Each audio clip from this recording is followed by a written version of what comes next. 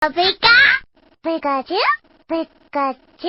大家好，我是你们的老朋友卡皮君。本来这次我是打算讲小智的女装经历的，但是由于一位粉丝多次催促，所以这期就讲一下小智手里最好色的神奇宝贝吧。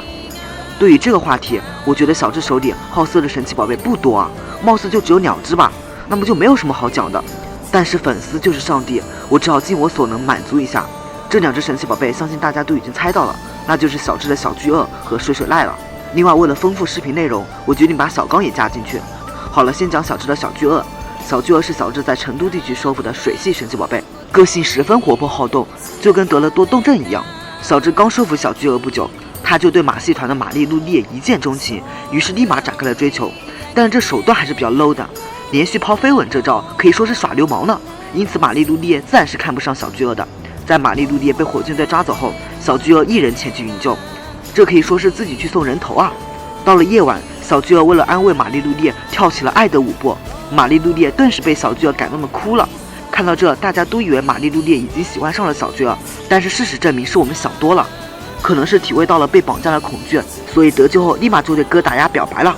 好吧，这又是一个跨越种族的爱情。小智本以为小巨鳄会很伤心，但是转眼间小巨鳄就爱上了爪王，所以从这点看，小巨鳄还是挺花心的。接下来就是水水濑了。如果说小巨鳄的花心程度是1级，那么水水濑绝对是 S 级。看过神奇宝贝 BW 的观众应该都知道，水水濑基本上是见一个异性就喜欢上一个异性，有个时候甚至连男的都不放过。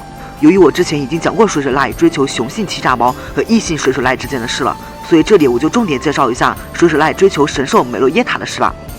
水水濑和美洛耶塔的初遇是这样的，当时小智正在照顾受伤的美洛耶塔，水水濑可能在球里面就感受到了雌性的荷尔蒙，所以就出来了。注意，他的眼睛都没睁开，是一路闻到美洛耶塔身边的。果不其然，水水濑就被美洛耶塔迷倒了。后来小光的波加曼也喜欢上了美洛耶塔，于是这2人就成了情敌。但是最后这2人还是成为了好基友。美洛耶塔最后走的时候，水水濑可以说哭成了狗。最后讲一下咱们的多情男子小刚吧，他是一个大姐姐控，基本上是个年纪比他大的，他都会勇往直前的表白。君莎小姐和乔伊小姐不知道被他骚扰过多少次了。然而这里卡皮君就不讲小刚表白的糗事了，我在这里就唠唠小刚和武藏吧。武藏也是我们公认的大美女吧，年纪也比小刚大吧，但是无赖，小刚完全对武藏没有任何感觉。武藏多次乔装成乔伊小姐，都被小刚火眼金睛识出来了。关于小刚给出来的理由，我大概总结出了3点。第一，武藏身上的味道没有乔伊小姐那么好闻。第二，武藏的气质没有乔伊小姐那么纯洁。第三，武藏没有乔伊小姐那么漂亮。武藏听后都炸毛了。